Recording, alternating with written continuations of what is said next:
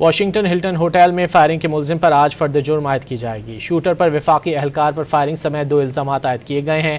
California کے رہائشی 31 سالہ کول تھامس ایلن نے واقعے سے کئی ماہ پہلے اسلحہ خریدا، ہتھیار اپنے والدین کے گھر پر رکھے۔ FBI نے حملہ آور کے گھر پر چھاپہ مارا، قریبی گھروں کی بھی تلاشی لے کر ابتدائی رپورٹ مکمل کر لی۔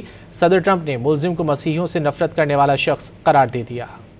واشنگٹن ہلٹن ہوٹل میں فائرنگ کے ملزم پر آج فرد جرم عائد کی جائے گی۔ قائم مقام امریکی اٹارنی جنرل کے مطابق ملزم کول تھامس ایلن تفتیش میں تعاون نہیں کر رہا۔ شوٹر پر اسلحہ رکھنے اور وفاقی اہلکار پر فائرنگ کے الزامات عائد کیے گئے۔ پریس ڈنر میں فائرنگ کے واقعے کے محرکات تاحال واضح نہیں ہو سکے۔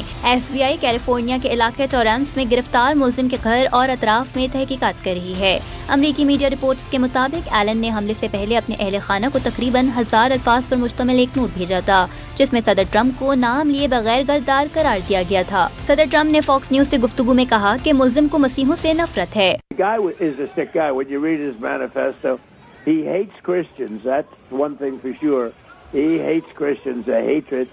And I think his sister or his brother actually was complaining about it. You know, they were even complaining to law enforcement. So he was a very troubled guy.